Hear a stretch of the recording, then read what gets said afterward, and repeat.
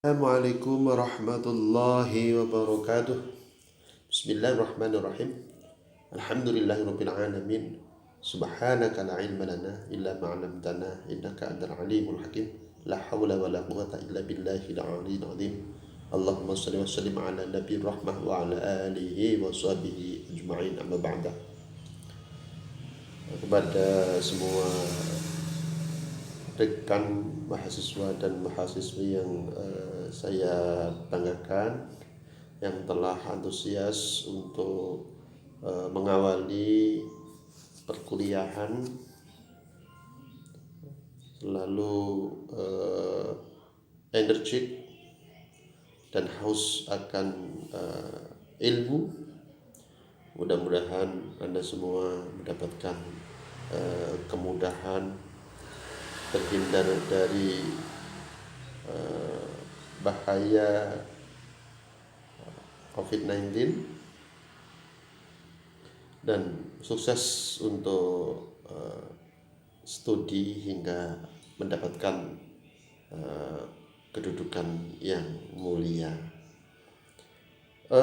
Pada kesempatan kali ini, seperti halnya dalam jadwal perkuliahan kita dengan mata kuliah Islam Rahmatan lil Alamin, ya. Pada pertemuan perdana ini saya akan mendeskripsikan mata kuliah Islam Rahmatan lil Alamin, meskipun tidak secara tuntas. Mudah-mudahan membantu membuka wawasan baru, membuat cakrawala menyingkap keilmuan-keilmuan yang nanti akan menjadi suatu hasanah yang dapat dimanfaatkan oleh generasi kita, dan mudah-mudahan selalu dalam kelindungan Allah Subhanahu wa taala. Bahwa mata kuliah Islam Rahmatan Alamin ini, ya, saya ambilkan keyword, ya, bahwasanya Islam Rahmatan Alamin ini merupakan tema klasik, bro semuanya, ya. Bahwasanya mata kuliah ini adalah merupakan studi klasik namun aktual, karena dianggap sebagai solusi terhadap persoalan kemanusiaan. Kemudian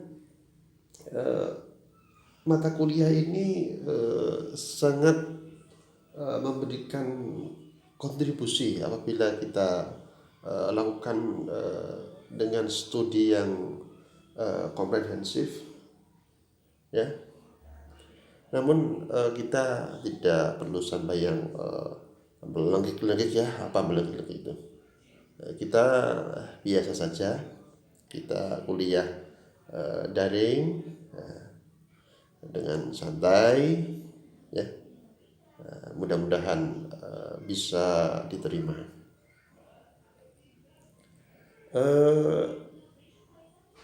Islam Rahmatan lil Alamin ini secara epistemologi, bahwa mata kuliah ini terlahir dalam konteks Al-Quran surat Al-Anbiya ayat 107 sebagaimana teks berikut, serta implementasinya untuk menyelesaikan persoalan kemanusiaan. Persoalan kemanusiaan ini, ya, persoalan yang sifatnya humanis, memberikan antroposentris, ya. Jadi Islam yang saat ini tercermin dalam diri kita itu menjadi suatu hal yang menarik pula bagi orang lain, ya. Dalam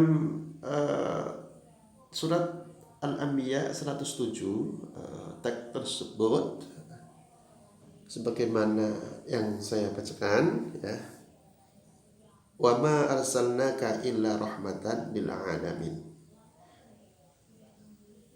Ayat ini kalau dalam kajian usul fikih termasuk ayat yang zahir. Karena apa? Ayat ini begitu dibaca, penunjukan hukumnya itu sudah jelas, ya. Jadi kita tidak perlu mencari makna yang lebih dalam lagi. Nah, meskipun ya, ayat ini masih ada kemungkinan ada takwil, pengalihan makna, ataupun tafsiran, ataupun hal-hal yang menjadi qarinah keterangan penyerta terhadap ayat ini. Namun yang jelas ayat ini sudah kita ketahui maknanya, ya, dengan mudah. Karena apa? Ini termasuk ayat yang zahir. Tiadalah kami mengutusmu, wahai Muhammad, melainkan menjadi rahmat bagi sekalian alam. Nah, teman-teman semua, kajian kita itu besok akan mengulas terkait dengan makna rahmatan lil alamin. Rahmat itu apa? Bentuknya seperti apa? Asalnya dari mana? Untuk siapa? Ini penting kajiannya. Sedangkan al-alamin ini alam ini apakah alam secara totalitas, alam malakut, alam lahut, alam nasut? Ini ya, akan kita kaji besok, karena ini hanya semacam pengantar untuk membuka frame Anda agar bisa lebih jeli dalam memahami suatu ayat, ya. Kemudian untuk kajian ini tentu Anda nanti membutuhkan beberapa referensi agar kita kaya akan pendapat, tafsiran tentang rahmat tersebut. Apakah rahmat itu Al-Quran, ataupun pembawa Al-Qurannya, ataupun apalah, nanti akan kita kaji berikutnya. Next saja ya. Definisi. Dalam kajian ilmiah selalu ada definisi. Ya, kalau kita tidak mengkaji definisi, maka kita akan dimungkinkan akan terlalu jauh dari tema. Oleh karena itu, definisi ini meskipun tidak definitif, kurang definitif, namun akan membantu kita agar tidak keluar dari tema kita, bahwa Islam rahmatin alamin ini saya definisikan sebagai ilmu yang mempelajari secara aplikatif konsep Islam rahmatan lil alamin. Ini ilmu aplikatif teman-teman, karena untuk selama ini ya, rahmat itu masih menggantung di langit nan biru. Nah, bagaimana kita untuk menurunkannya? Tentu ini dengan menggunakan metode tertentu, baik menggunakan rasio, akal, ataupun riset, ataupun percobaan-percobaan yang lain. Kemudian ilmu yang aplikatif ini akan kita ketahui melalui beberapa petunjuk dari tafsiran-tafsiran ulama serta implementasinya dalam kehidupan. Tentu saja ini sudah diimplementasikan, tetapi apakah kurang maksimal atau bagaimana, besok kita akan kaji. Yang jelas, ilmu ini mempelajari secara aplikatif konsep Islam rahmatan lil alamin berdasarkan petunjuk tafsiran-tafsiran ulama serta implementasinya dalam kehidupan. Ya. Kemudian tujuan. Eh, Setiap disiplin ilmu itu memiliki tujuan. Ya, tujuan mata kuliah Islam Rahmatan lil Alamin ini, ya, yaitu integrasi nilai keislaman pada ilmu yang ditekuni. Sebagaimana CPUA 7, dan memberikan peran kontributif untuk memajukan masyarakat, ya. CPU 4 terkait dengan integrasi keilmuan. Ini kita tidak bisa terelakkan dari kajian disiplin ilmu Islam yang paling tua.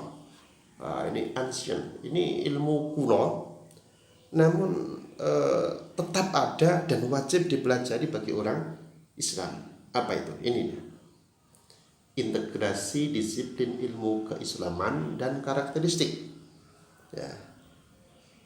Nah, pertama, disiplin ilmu yang wajib kita pelajari ini tentu dari kita mulai kecil sudah diajarkan oleh bapak ibu guru kita, orang tua kita, yaitu tentang ilmu akidah. Ilmu akidah atau disebut juga ilmu tauhid, disebut juga ilmu aqliyah, usuliyah.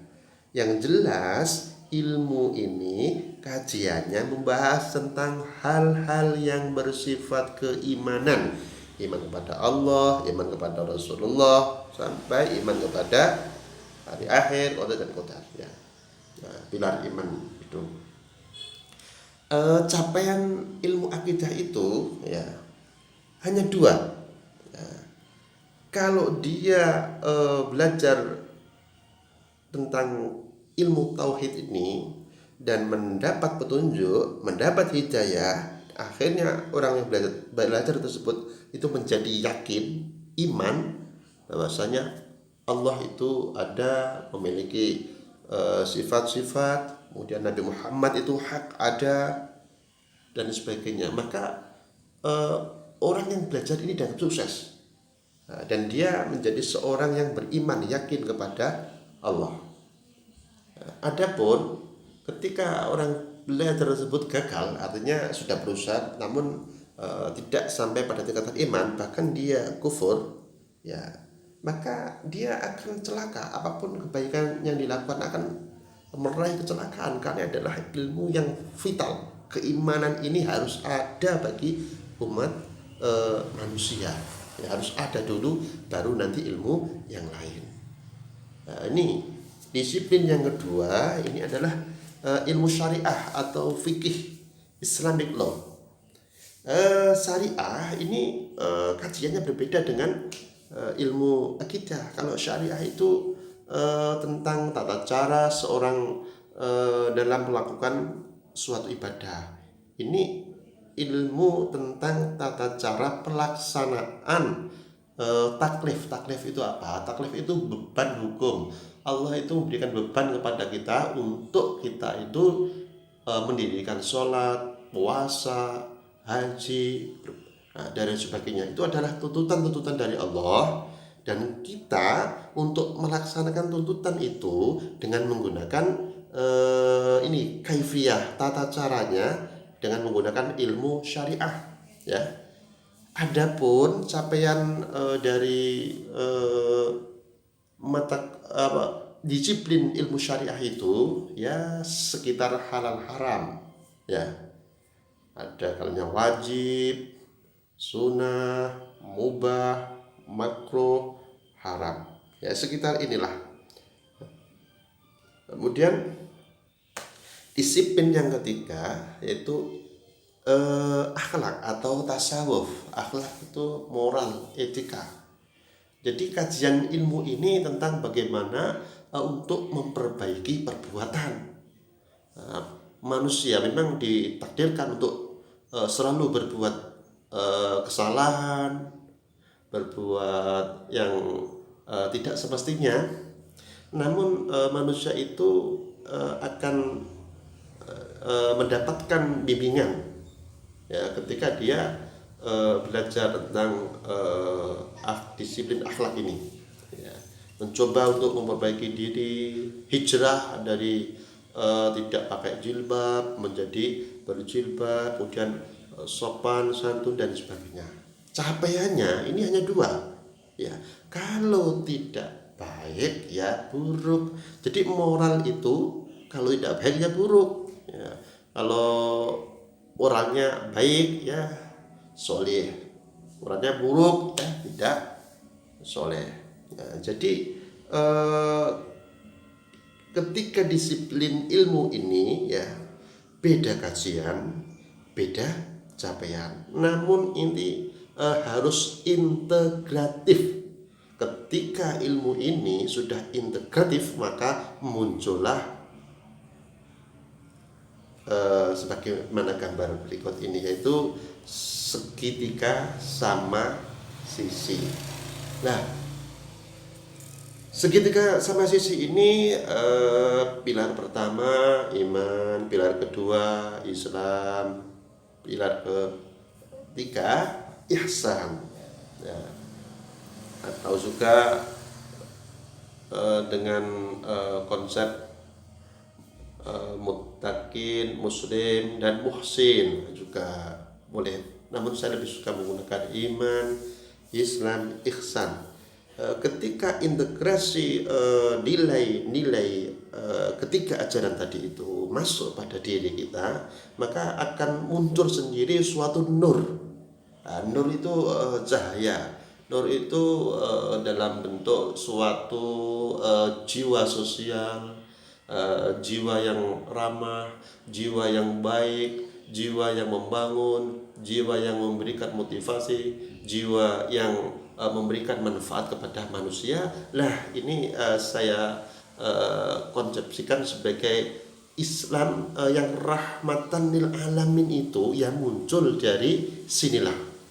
Ketika ini muncul dari diri kita yang sudah iman, sudah Islam dan ihsan, maka nilai-nilai tersebut yang memancar itu lalu kita asah terus sehingga memancar dan keluar mengenai orang lain. Karena yang keluar itu ada suatu kebaikan, maka kebaikan ini akan dicontohkan oleh orang lain. Nah, kemudian lanjutan terkait dengan objek.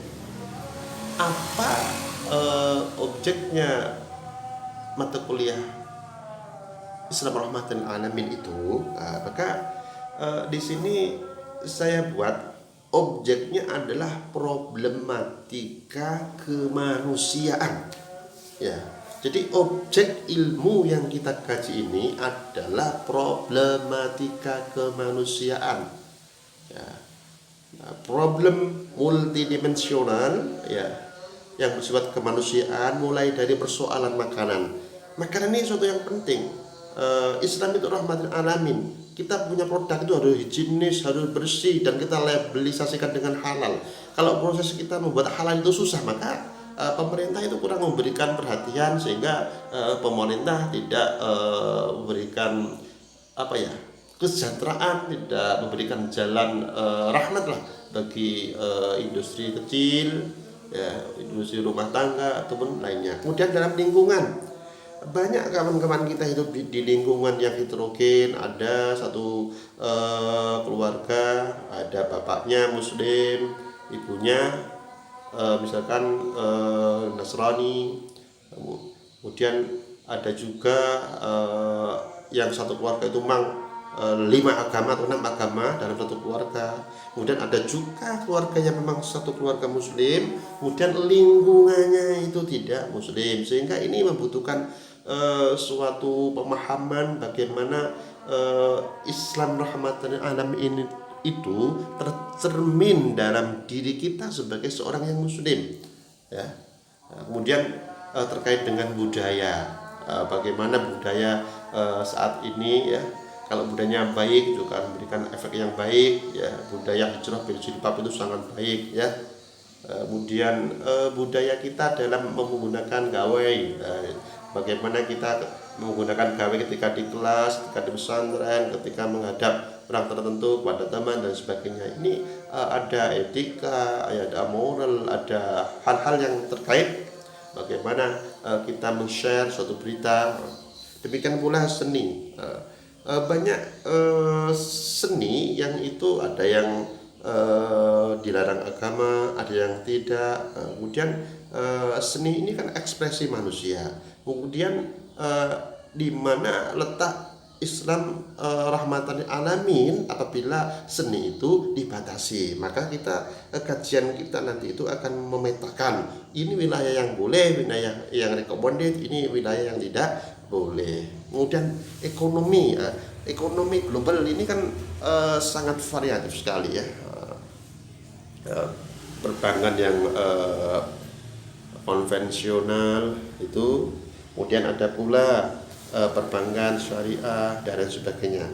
Ini dalam era pandemi ini membutuhkan suatu solusi terkait ekonomi yang untuk mengeluarkan kita dari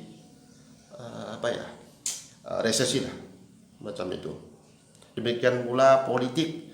Nah, politik ini baik skala nasional ataupun internasional selalu memberikan pengaruh dan kontribusi terhadap tatanan sosial, karena politik itu bisa dimainkan ya, isu-isu politik itu bisa dipermainkan sedemikian rupa, bahkan terkadang kita terjadi konflik antara sesama muslim. Nah, hal-hal demikian itu bukan problem yang perlu dikaji, diteliti, diberikan solusi. Nah, solusinya ya kita karena mata kuliah Islam rahmatan alamin ya berupaya dengan menggunakan pendekatan Islam yang rahmat, Islam yang harmoni, Islam yang memberikan kontributif, Islam yang as-samhah, toleran dan lain sebagainya. Adapun relevansi, ilmu ini memiliki relevansi yang paling dekat adalah Islam ulil albab, karena seorang Islam ulil albab itu di samping memiliki kesalehan spiritual juga kesalehan sosial yang diimplementasikan dengan hal-hal yang berhubungan dengan karya mereka yang dapat dimanfaatkan oleh kita, oleh generasi selanjutnya. Ini juga sangat relevan. Demikian pula tentang ilmu komunikasi profetik, di mana dulu kalau dalam kajian klasik, bukan pada era aksial, di mana para nabi Israel itu diangkat dari kaum sosialis bawah lah, jadi dari rakyat, dari kaum biasa. Ini juga bagian dari komunikasi profetik, karena komunikasi profetik ini saya juga belum mendalami karena sudah dikaji oleh beberapa dosen yang senior, tentu mengkaji lebih baik lagi, dan beberapa ilmu lain yang serumpun. Kemudian kita tentukan relevansi atau munasabah, di mana letak relevansi ilmu komunikasi dengan nilai-nilai Islam rahmatan alamin. Ini besok akan kita kaji sehingga muncul Islam rahmatin alamin itu ternyata juga bagian dari ilmu komunikasi, diterapkan dalam ilmu komunikasi. Nanti kita akan mendapatkan hipotesis semacam itu ya. Karena untuk menjawabnya kita semua nanti perlu menguraikan makna rahmatan dan al-alamin secara etimologi, terminologi, dengan membaca interpretasi tafsir ulama ya, sehingga kita akan mendapatkan hasanah keilmuan yang baik dan komprehensif. Mungkin ini teman-teman yang dapat saya sampaikan, mudah-mudahan ada guna dan manfaatnya. Allahul muwaffiq ila aqwamit thoriq. Wassalamualaikum warahmatullahi wabarakatuh.